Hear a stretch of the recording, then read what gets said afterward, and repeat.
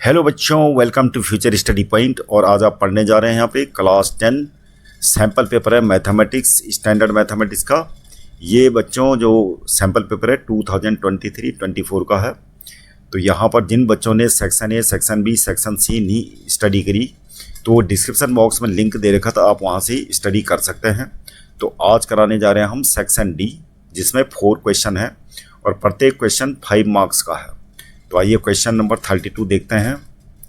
Question number 32 में बता रहा है, a motor boat whose speed is 18 kilometre per hour in still water takes 1 hour more to go 24 kilometre upstream then to return downstream to the same spot, find the speed of stream. तो सबसे पहले तो जो चीज़ हमें निकालनी है उसको late कर लेते हैं। Let the speed of steam, ये मान लिया हमने x किलोमीटर पर आवर, और स्पीड ऑफ बोट हमें दे रखी है स्टिल वाटर में। इन still water speed of boat, speed of boat मान ली हमने, नहीं माननी नहीं, मतलब दे रखी है 18 किलोमीटर पर आवर। अब यहाँ पर जो बता रहा है कि अपवर्ड डायरेक्शन में टाइम लगता है जितना, वो कितना लगता है, 1 आवर ज़्यादा लगता है डाउनवर्ड से। तो हम सबसे पहले तो निकालेंगे यहाँ पे कि जब डाउनवर्ड्स होता है तो स्पीड क्या होगी बोट की। डाउनवर्ड्स में क्या होंगी, स्टीम की स्पीड और बोट की स्पीड ऐड हो जाएंगी। तो speed of boat in downward, तो डाउनवर्ड में जो स्पीड हो जाएगी कितनी होगी, दोनों की स्पीड ऐड हो जाएंगी x + 18 किलोमीटर पर आवर। और अपवर्ड में कितनी है, अपवर्ड में कितनी होगी, दोनों की स्पीड क्या होंगी, दोनों की स्पीड घट जाएंगी यानी सब्ट्रैक्ट होंगी। तो यहाँ पर ये ध्यान देना ज़रूरी है कि स्पीड ऑफ बोट हमेशा स्टीम से ज़्यादा होती है इस केस में, तो इसलिए हम 18 से माइनस करेंगे x को। तो speed of boat, speed in upward लिख देते हैं इसको।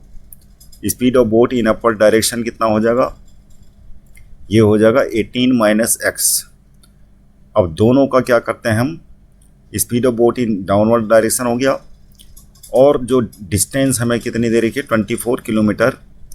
तो डिस्टेंस क्या है, 24 किलोमीटर है जो बोट कवर करती है। तो यहाँ पर टाइम निकालते हैं, टाइम टेकन डाउनवर्ड्स। तो डाउनवर्ड्स में कितना टाइम लगता है, डिस्टेंस अपॉन क्या हो जाता है, स्पीड। तो डिस्टेंस कितनी है 24 है, स्पीड कितनी है, डाउनवर्ड में स्पीड है x + 18। तो हमने डिस्टेंस को स्पीड से डिवाइड कर दिया, ये हो गया। डाउनवर्ड में इतना टाइम लगता है बोट को, और इन अपवर्ड डायरेक्शन यानी टाइम इन अपवर्ड डायरेक्शन कितना हो जाएगा, डिस्टेंस होगी 24 और अपवर्ड डायरेक्शन में इतनी स्पीड है, 18 - x। अब यहाँ पर ये बता रहा है कि अपवर्ड डायरेक्शन में जितना टाइम लगता है वो जो है 1 आवर मोर लगता है तो डाउनवर्ड डायरेक्शन से। तो हम लिख देंगे according to question, upward direction का टाइम क्या है 24/18 - x, और डाउनवर्ड का टाइम कितना है 24/x + 18। तो ये डाउनवर्ड के टाइम से क्या बता रहा है कि 1 आवर ज़्यादा है। अब क्या करेंगे, इसको LHS में ले आइए। 24/18 - x -24/x + 18, और ये = 1 हो जाएगा। अब ये क्रॉस मल्टीप्लाई कर लेते हैं, ये हो जाएगा 24x + 18 minus 24 18 minus x upon में क्या हो जाएगा, इसको डायरेक्ट कर लेते हैं, दोनों का मल्टीप्लाई करके क्या हो जाएगा, एक्स ए स्क्वायर माइनस बी स्क्वायर वाली आइडेंटिटी लगा देते हैं। तो 18 स्क्वायर कितना होता है, 324 माइनस एक्स स्क्वायर ऐसा हो जाएगा, और ये इक्वल टू 1 हो गया। अब ये कर लेते हैं आगे, 24x प्लस 18 चक्कू 72 का 2 हासिल 7, 18 दूनी 36 और 7 43, 432 आगे हो जाएगा, ये भी 432 आ जाएगा, और ये आ जाएगा प्लस 24x, और ये उस साइड में आके क्या हो जाएगा, 324 माइनस एक्स स्क्वायर। अब ये आ गई हमारी क्वाड्रेटिक इक्वेशन। यहाँ पर ये तो कैंसिल हो गया, और 20 ये हो गया माइनस एक्स स्क्वायर, इसको LHS में ले आते हैं तो एक्स स्क्वायर प्लस का हो जाएगा, और 24x प्लस 24x ये इधर ही था, तो ये हो जाएगा प्लस 48x, और ये LHS में आ जाएगा तो क्या हो जाएगा, माइनस 324 इक्वल टू 0। अब यहाँ पर इसका निकाल लेते हैं, 324 के फैक्टर कर लेते हैं, तो 324 के फैक्टर हुए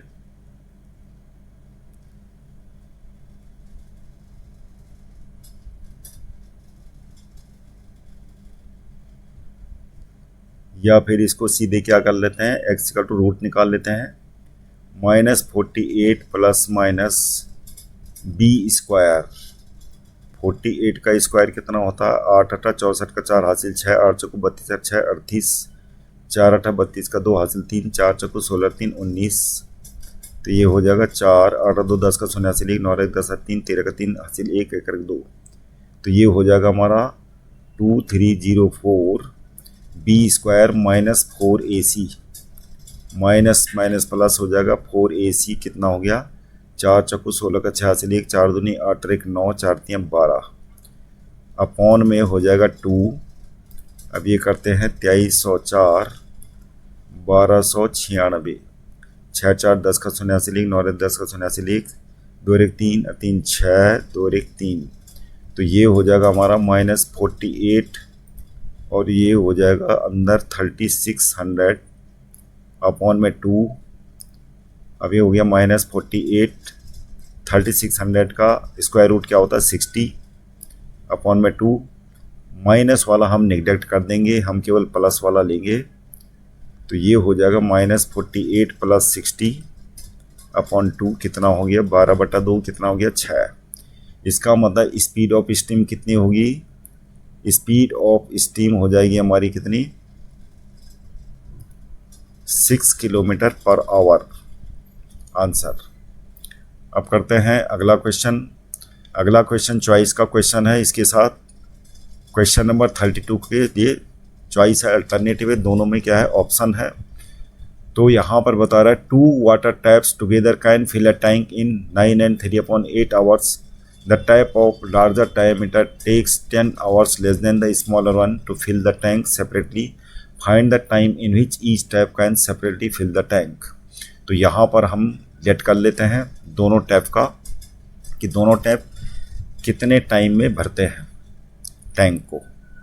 तो यहाँ पर करेंगे हम let the larger tap, let the larger tap takes 10 hour less than the smaller.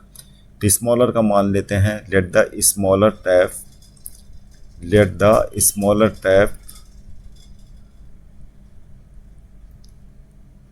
अगर स्मॉलर टैप अकेले टैंक को भरता है तो कितना टाइम लेता है, let the smaller tap fill the tank, fill the tank in X hour. और तो लार्जर का क्या हिंट दे रखा है कि 10 आवर कम लेता है। लार्जर टैप विल फिल कितने में, x माइनस 10। अभी इनका जो है इंडिविजुअल निकालते हैं कि 1 आवर में कितना भरेगा। ये भरेगा 1 आवर में कितना, 1/x पार्ट, और ये भरेगा 1 आवर में कितना, 1/x - 10 part of the tank. अब हमें ये दे रखा है 9 and 3/8 आवर्स दोनों टैंक 1 आवर में भरते हैं। तो इसको पहले सिंपल फ्रैक्शन में चेंज कर लेते हैं। 9 and 3/8 ये हो गया 8 72 75/8, तो यानी 8 पार्ट जो है ये दोनों टैप बोथ यानी दोनों टैप भरते हैं। Both fill the tank 75/8 hour, यानी कितना टैंक, पूरा कंप्लीट टैंक को तो 1 लिखेंगे।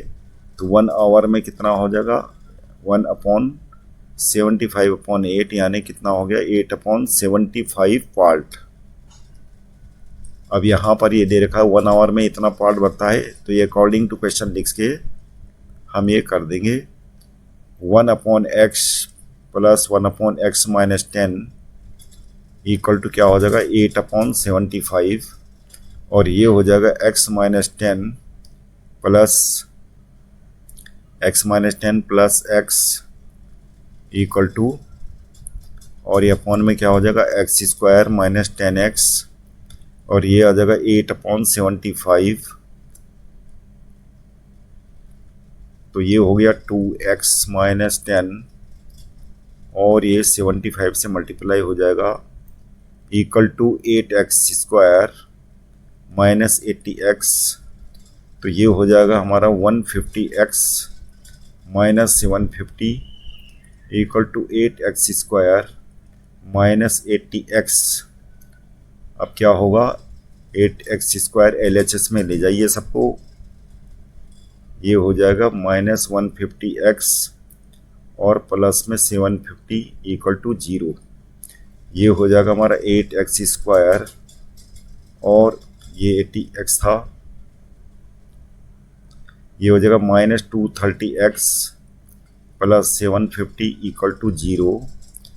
अब ये 2 से डिवाइड कर लेते हैं, 4x² - 115x plus 375 equal to 0, और इसको स्प्लिट अप मेथड से फैक्टराइज कर लेते हैं।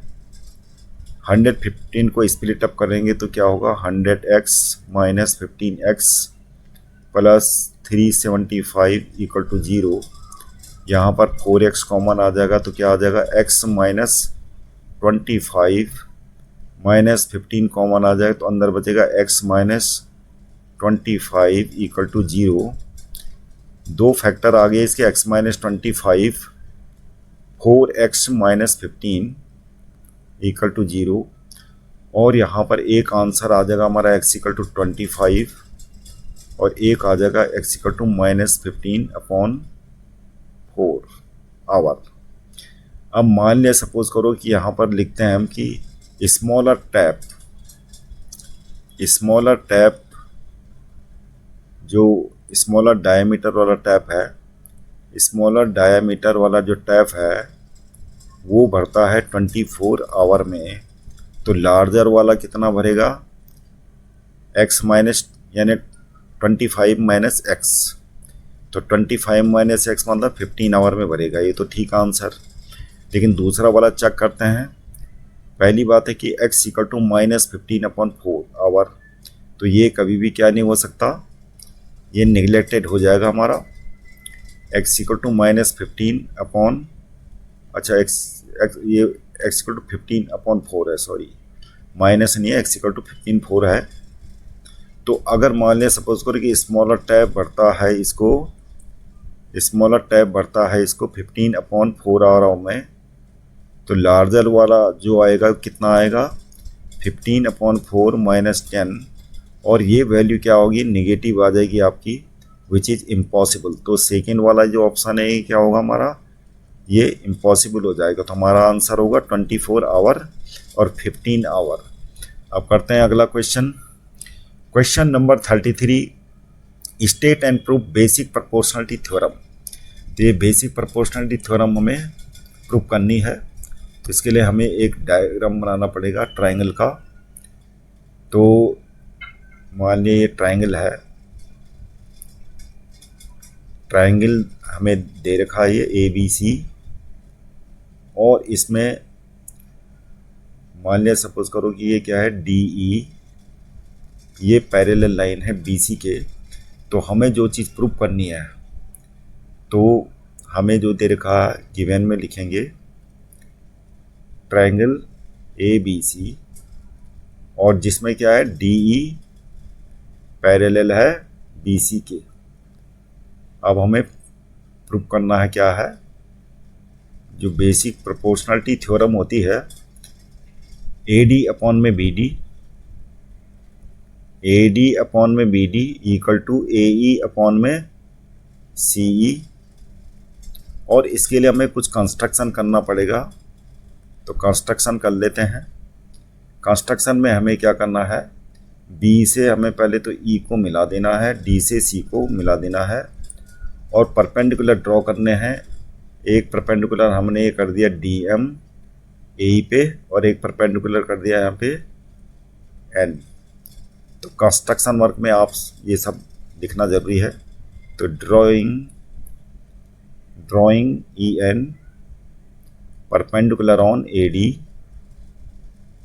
And DM perpendicular on AE, और ज्वाइनिंग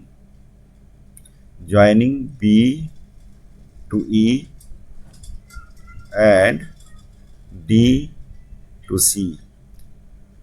अब प्रूव करना हमें,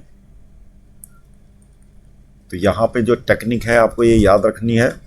यहाँ पे बेसिक चीज़ जो है आपने जो ध्यान देना है, यहाँ पे ये जो ट्रायंगल AD है इसको नाम देते हैं फर्स्ट ट्रायंगल है।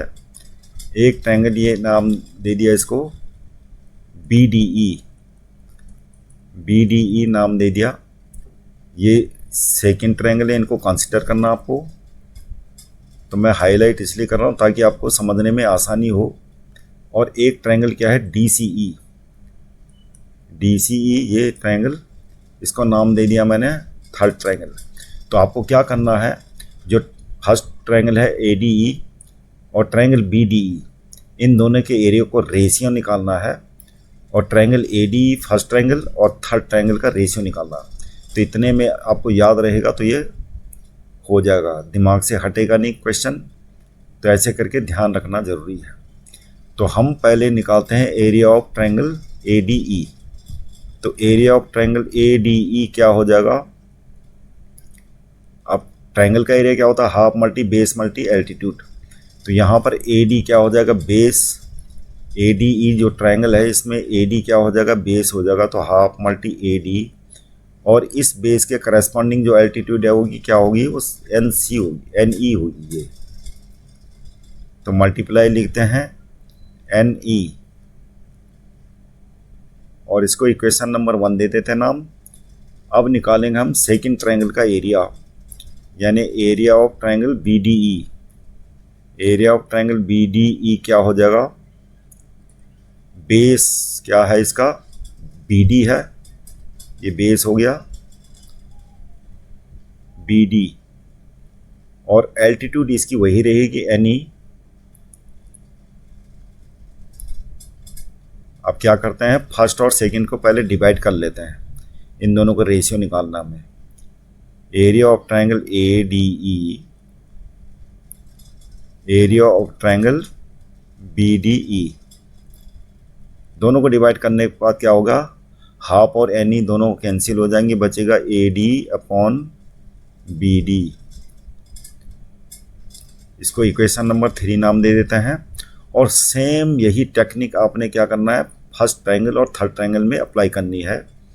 तो एरिया ऑफ ट्रायंगल ADE, अब ये बेस चेंज हो जाएगा AE, हाफ मल्टी AE हो जाएगा, और एल्टीट्यूड अब क्या हो जाएगी DM।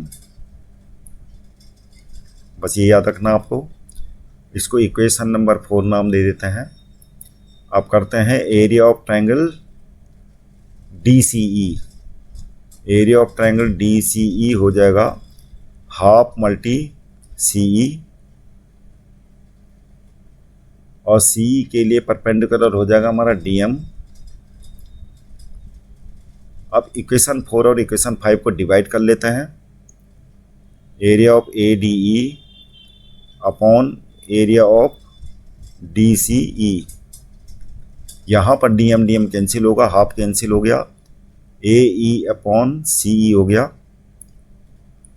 अब हमें क्या देखना है, यहाँ पर क्लास 9th में एक थ्योरम पढ़ी होगी आपने कि ये DE पैरेलल है BC के, और ये दोनों ही जो ट्रायंगल्स हैं BDE और DCE दोनों सेम बेस DE में बने हुए हैं और दोनों सेम पैरेलल्स के बीच में बने हुए, तो दोनों के एरिया क्या होंगे, इक्वल होंगे। तो ये लिख देना आपको, area of BDE equal to होगा एरिया ऑफ DCE। और रीजन में क्या देना है, triangles made on same base and between same parallels।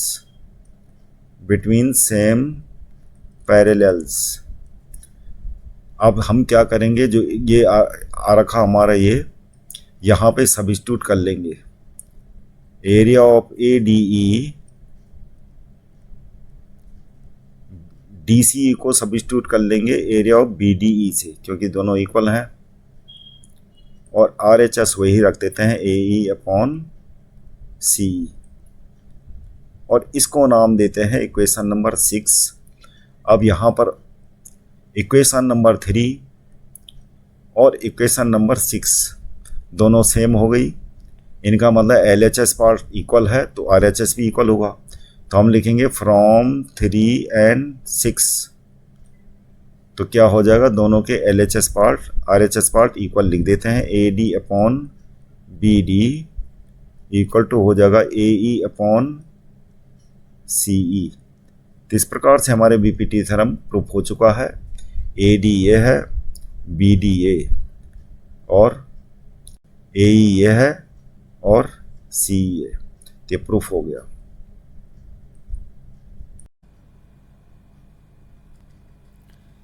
अब है क्वेश्चन नंबर 33 का B। In the given figure angle CEF equal to angle CFE। तो एंगल CEF क्या है, एंगल CEF ये है, और एंगल CF ये जो है CFE, ये दोनों दे रखे हैं। F is the mid point of DC, और F DC का मिड पॉइंट है, DC ये है। Prove that AB upon BD equal to AE upon FD।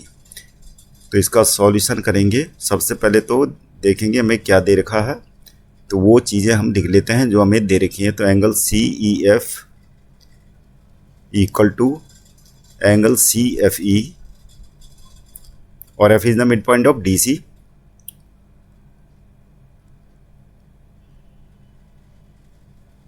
Mid point of DC। अब करते हैं, यहाँ पर क्वेश्चन को देख के पता लग रहा है कि यहाँ पर जो दे रखा है कि AB जो साइड है, AB लाइन सेगमेंट है अपॉन BD के, और इक्वल टू करना है हमें AE अपॉन में FD ये है। तो यहाँ पर देखने से पता लग रहा है कि ये क्वेश्चन किससे होगा, BPT थ्योरम से होगा। तो यहाँ पर सबसे पहले तो कंस्ट्रक्शन करना पड़ेगा इसके लिए हमें, ताकि BPT थ्योरम अप्लाई कर सकें। तो जैसे कि एक ट्रायंगल है, ये ट्रायंगल जो है AB, कौन से ट्रायंगल की साइड है ये है ट्रायंगल ABE के, तो इसी को कंसिडर करके हम कंस्ट्रक्शन करेंगे। तो यहाँ पर जो लाइन दिख रही है EF, तो इसके पैरेलल एक लाइन ड्रॉ करनी होगी हमें, और इसको नाम दे देंगे G। तो ये हो गया। यहाँ पर कंस्ट्रक्शन में लिखेंगे drawing DG parallel to BE। अब करते हैं प्रूफ। प्रूफ से पहले टू प्रूफ हमें प्रूफ क्या करना था, हमें प्रूफ करना है जो क्वेश्चन में दे रखा है, to proof A B upon B D equal to A E upon F D. Proof. तो सबसे पहले हम देखते हैं दो जो बीपीटी थ्योरम अप्लाई करेंगे in triangle A B E. In triangle A B E, तो यहां पर ए बी अपॉन में, क्योंकि डी जी पैरेलल क्या है, डी जी पैरेलल है किसके, बीई के, जो हम क्या कर रखे हैं, कंस्ट्रक्ट कर रखे हैं, कंस्ट्रक्टेड लिखेंगे यहाँ पे। और अब क्या करेंगे, बीपीटी थ्योरम अप्लाई करेंगे, A B upon B D, और इधर क्या होगा, A E upon G, A E upon G, A E upon G हो गया। अब करेंगे जो चीज़ें हमें दे रखी हैं वहाँ से चलते हैं। हमें दे रखा है angle C E F equal to, इसको पहले इक्वेशन नंबर 1 रख लेते हैं, बाद में काम आएगा, क्योंकि एल एच एस तो हमारा आ चुका है, बाद में ये ए ई अपॉन जी को हम मॉडिफाई करेंगे। और इसके लिए जो चीज़ें हमें दे रखी हैं वो लिख लेते हैं, angle C E F equal to angle C F E. तो यहाँ से हमें क्या इन्फॉर्मेशन मिलती है, अगर ये दोनों एंगल इक्वल हैं तो इनके अपोजिट साइड भी क्या होंगी, इक्वल होंगी। तो एंगल सी ई एफ के अपोजिट साइड है सी एफ, तो सी एफ इक्वल हो जाएगा किसके, सी ई के। और इसको इक्वेशन नंबर 2 नाम दे देते हैं। आगे हमें और क्या दे रखा, यहाँ पर एफ दे रखा, F is the mid point of D C. तो F mid point of D C यहाँ पर हम लिख सकते थे, F is the mid point of D C, तो यहीं से पता लग जाता है कि D F equal to C F. तो यहाँ पर लिख लेते हैं डी एफ इक्वल टू, या जैसे यहाँ पर एफ डी लिख रखा है तो ये नाम दे देते हैं, एफ डी लिखेंगे, डी एफ यानी एफ डी। जो हमें चीज़ें प्रूव करनी है वही नाम देते हैं हम लाइन सेगमेंट का। एफ डी इक्वल टू क्या हो जाएगा, सी एफ। इसको इक्वेशन नंबर 3 बना देते हैं। अब यहाँ पर से कुछ इन्फॉर्मेशन मिलती है तो उसे लिख देंगे। इक्वेशन नंबर 2 एंड 3 से क्या मिल रहा है हमें इन्फॉर्मेशन,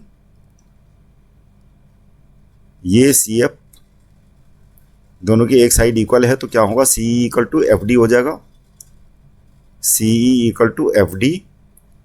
और इसको भी इक्वेशन नंबर 4 लिख देते हैं। अब हम क्या करेंगे, इस ट्रायंगल को कंसीडर करेंगे, ट्रायंगल डी सी जी को लिखेंगे। In triangle D C G, triangle D C G में भी हम बीपीटी थ्योरम लगाएंगे। ट्रायंगल डी सी जी में क्या है कि जब B E parallel to D G है तो ई एफ पैरेलल टू क्या होगा, डी जी। तो लिख देते हैं E F parallel to D G. और इसका रीजन क्या है, क्योंकि B E parallel to D G है, क्योंकि ई एफ बी ई का ही पार्ट है। अब हम डी सी जी में बीपीटी थ्योरम लगा सकते हैं, तो इसको लिख लेंगे, एफ डी अपॉन में सी एफ इक्वल टू हो जाएगा जी ई अपॉन में सी ई। अब क्या है कि F D equal to C F है फ्रॉम इक्वेशन 3। तो एफ डी और सी एफ इक्वल हो जाएंगे तो हमारी एल एच एस क्या हो जाएगी, 1 हो जाएगा। और इस प्रकार से जी ई इक्वल टू क्या हो जाएगा, सी ई। मतलब सी एफ की जगह में हम क्या रख सकते हैं, एफ डी। एफ डी से एफ डी कैंसिल होकर 1 आ जाएगा, तो जी इक्वल टू क्या आ जाएगा, C E. Ji equal to हमारा सी आ गया, जी इक्वल टू सी। अब क्या करेंगे, यहां पर से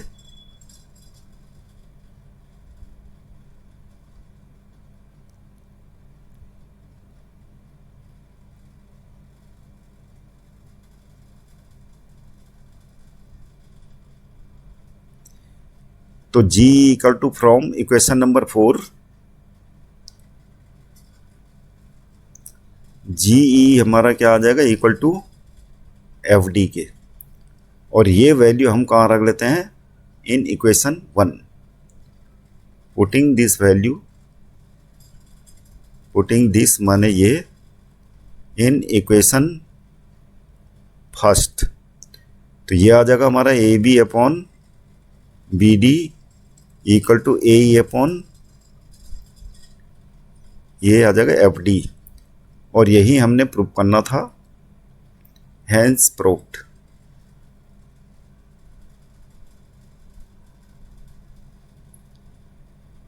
अब करते हैं अगला question. Question number 34। Water is flowing at the rate of 15 km per hour through a pipe of diameter 14 cm into a cuboidal pond which is 50 metre long. तो इमेजिन करिए आपकी एक पाइप है, पाइप क्या है, सिलिंड्रिकल शेप में है, और डायमीटर कितना है इसका, 14 सेंटीमीटर। सबसे पहले तो सारी यूनिट क्या है, ये किलोमीटर में दे रखा है, मीटर में, सेंटीमीटर, तो हम मीटर में चेंज कर देते हैं। तो 14 सेंटीमीटर डायमीटर है, मतलब 0.14, यानी डायमीटर, पहले तो ये चीज़ें चेंज कर लेते हैं। डायमीटर ऑफ पाइप हमें दे रखा है 14 सेंटीमीटर, जो किसके इक्वल होगा, 0.14 मीटर के। तो रेडियस निकाल देते हैं यहीं पे इसकी, तो रेडियस हो जाएगी इसकी 0.07 मीटर। अब क्या है, ये बता रहा है 15 किलोमीटर पर आवर से इसमें वाटर चल रहा है, यानी 15 किलोमीटर को तो पहले मीटर में चेंज कर देते हैं यहीं पे, 15,000 मीटर, और 15,000 मीटर वाटर ट्रेवल कर रहा है 1 आवर में। और कहाँ गिर रहा है पानी, कोई क्यूबाइडल टैंक है, क्यूबाइडल टैंक में गिर रहा है पानी, जिसके हमें डायमेंशन दे रखी 50 मीटर लॉन्ग, 44 मीटर वाइड। और यहाँ पर क्वेश्चन में ये बता रहा है कि in what time will the level of water in pond rise by 21 centimetre, यानी 21 सेंटीमीटर राइज कब होगा। मान लिये 21 सेंटीमीटर राइज करके, अब ये हाइट कितनी है, 21, तो वाटर का शेप क्या होगा, वाटर का शेप भी क्यूबाइडल का जो डायमेंशन है 50 मीटर लॉन्ग होगा, 44 मीटर वाइड होगा, लेकिन उसकी हाइट क्या होगी, वो मानेंगे 21 सेंटीमीटर। पहले तो 21 सेंटीमीटर जो दे रखी हाइट, यानी water raised up to 21 centimetre, तो इसका क्या होगा, 0.21 मीटर हो जाएगा। वाटर राइज इतना है, ये टैंक में है, वाटर राइज इन टैंक, हाँ ये है इन टैंक। अब हमें क्या करना है, पहले तो वाटर की जो स्पीड दे रखी है, तो हम 1 आवर में निकालेंगे कि 1 आवर में कितना वॉल्यूम ये वाटर इसमें फ्लो कर रहा है, ये निकालेंगे। 1 आवर में कितना फ्लो करेगा, इसको एज्यूम करेंगे एज ए लेंथ, जो स्पीड दे रखी है, और लेंथ ये हो गया। हाइट जैसे होता है सिलेंडर का वॉल्यूम निकालते वक्त πr² h होता है, तो उसकी h को ये मान लेंगे 15,000, और रेडियस ये हो गई 1 आवर में इतना वॉल्यूम वो वाटर इसमें फ्लो करेगा टैंक में, तो वो निकाल लेते हैं। यानी water flowed by the tank, water flowed by the pipe in tank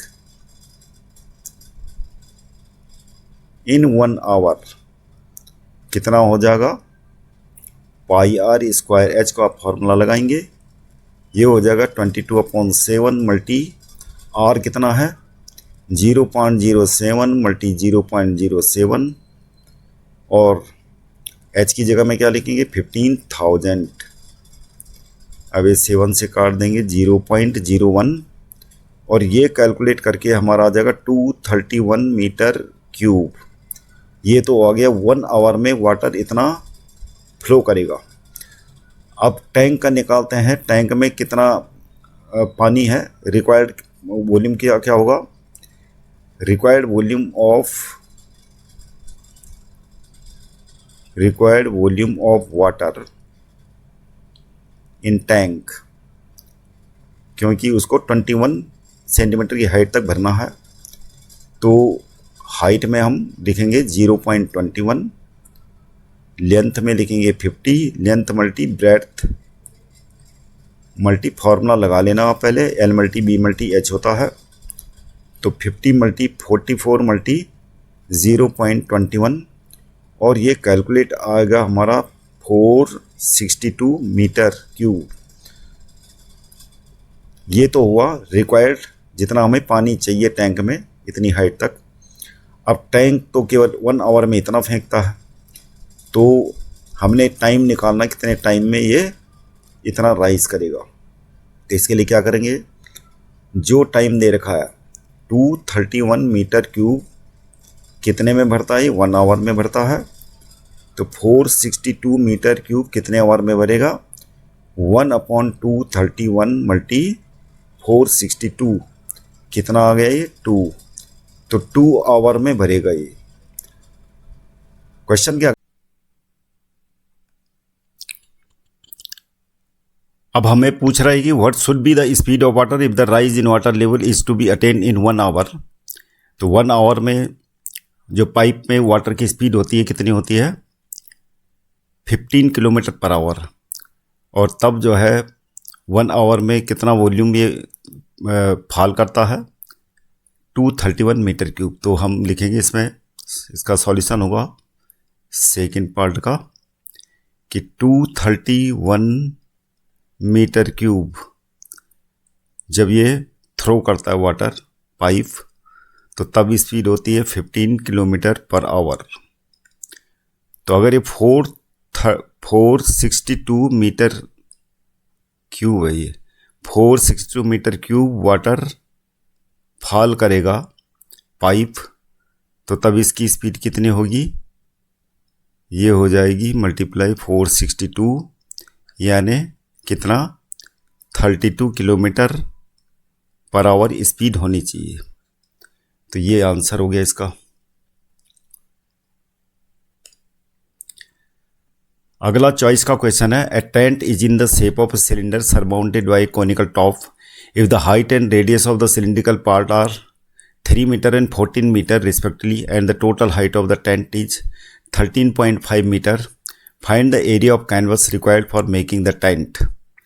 तो एक्चुअली में जो हमें दे रखा है एक सिलिंड्रिकल बेस वाला टेंट है और इसका टॉप वाला हिस्सा क्या है, कॉनिकल,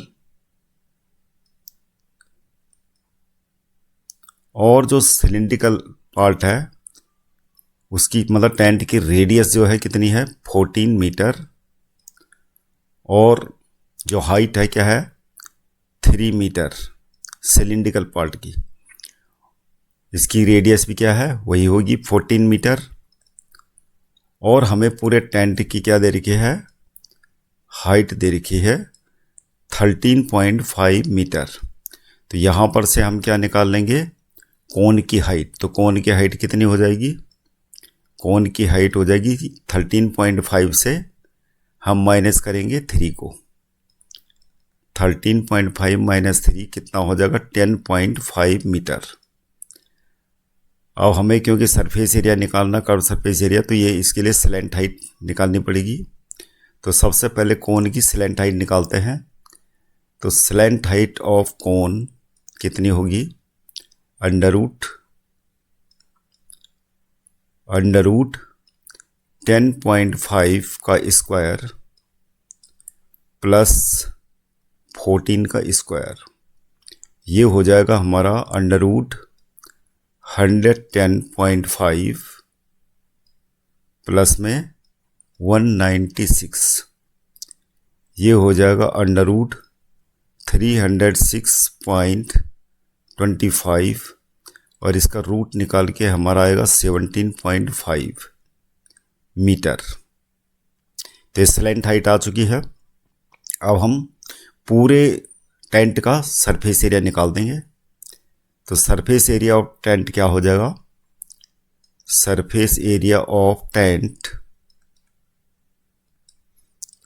कोन का कर्व सरफेस एरिया निकालेंगे पाई आर एल, और सिलिंड्रिकल पार्ट का सरफेस एरिया हो जाएगा 2 पाई आर एच। यहाँ पर से पाई आर कॉमन ले लेते हैं, अंदर बचेगा हमारा एल प्लस 2h, पाई की वैल्यू 22/7, रेडियस कितनी है 14, एल कितना है, स्लैंट हाइट हमारी आ चुकी है 17.5 प्लस 2h मतलब सिलिंड्रिकल पार्ट की हाइट कितनी है 3, तो ये हो जाएगा हमारा 7 2 जा इतना 44, और ये हो जाएगा हमारा 17.5 प्लस 6 कितना हो जाएगा 23.5, और ये कैलकुलेट करके हमारा आ जाएगा 4 पंजे 20 का 0 हासिल 2, 4 3 12 2 14 का 4 हासिल 1, 4 दूनी 8 और 1 9, 0 4 9, तो ये आ जाएगा हमारा 134, वो 1034 मीटर स्क्वायर। अब यहाँ पर ये बता रहा है keeping a provision of 26 metre square of canvas for stitching and wastage. तो स्टिचिंग और वेस्टेज में भी कैनवास कितना यूज होता है 26 मीटर, यानी canvas used in stitching and wastage जो भी है कितना होता है ये 26 मीटर स्क्वायर। तो हम ये इस वाले में ये ऐड कर लेंगे जो हमारा सरफेस एरिया निकाल रखा है टेंट का, तो कैनवास इतना चाहिए होगा। तो टोटल एरिया ऑफ कैनवास कितना हो जाएगा, ये हो जाएगा 1034 प्लस 26, ये हो जाएगा 1060 मीटर स्क्वायर। अब यहाँ पर ये बता रहा रेट दे रखा है इसने कैनवास का 500 पर मीटर स्क्वायर।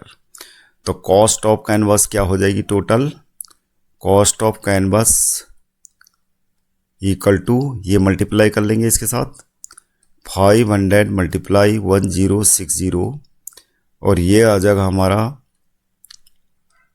5 6 का 30 का 0 हासिल 3, 503 5 कम 5, 5,30,000 रुपीज़, ये आंसर हो गया इसका।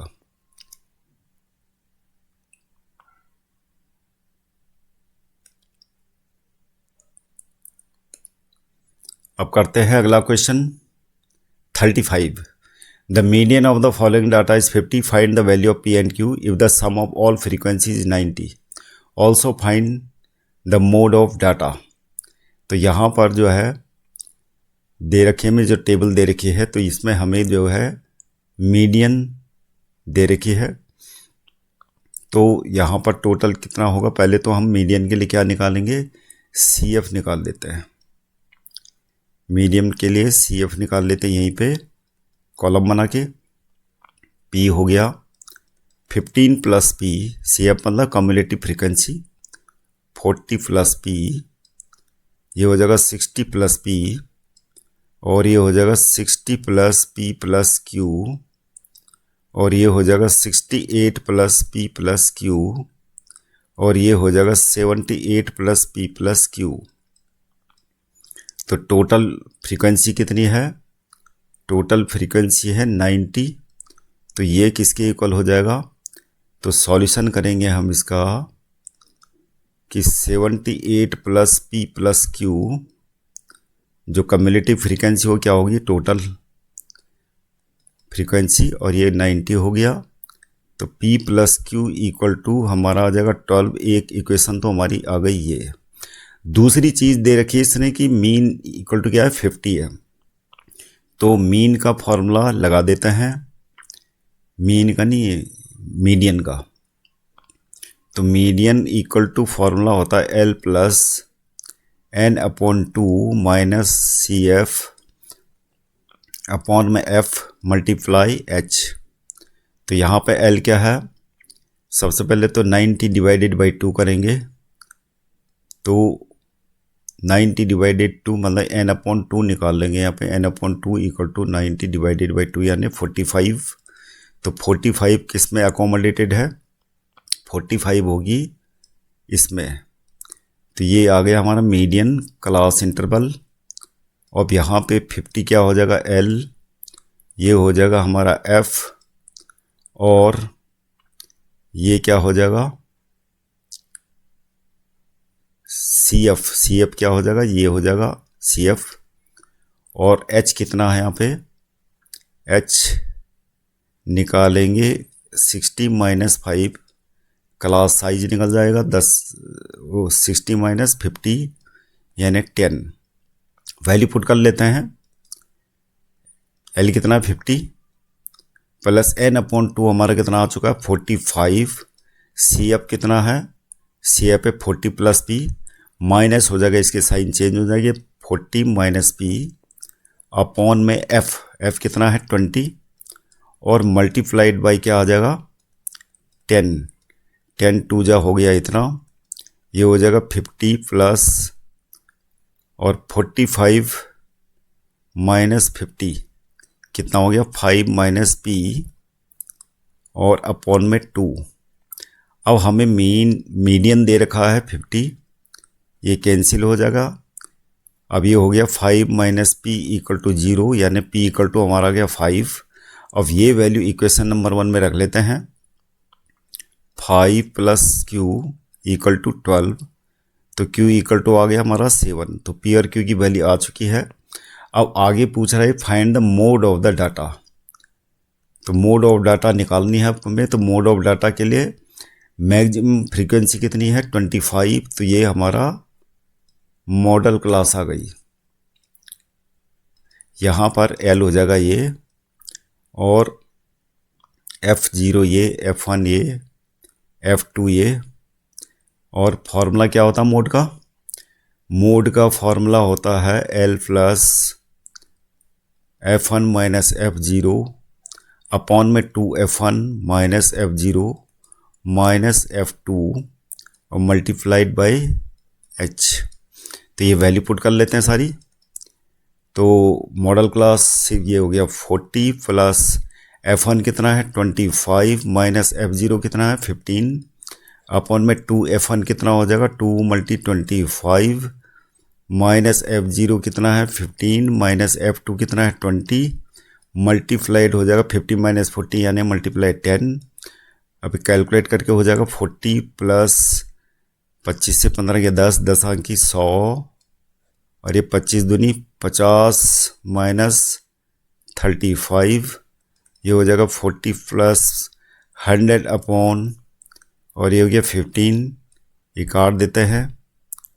तो ये हो जाएगा हमारा लगभग 40 प्लस, इसको लिख देते हैं 6.666। तो एस्टिमेटेड वैल्यू क्या है? 2 प्लेस तक इसका हो जाएगा 6.67, और ये ऐड करके 46.67 हमारा क्या आ गया? मोड आ गया। तो बच्चों ऐसी वीडियो देखने के लिए चैनल को सब्सक्राइब कीजिएगा, लाइक कीजिएगा, और इसको शेयर करना ना भूलिएगा। कमेंट करना तो बिल्कुल ही मत भूलना। Thank you very much.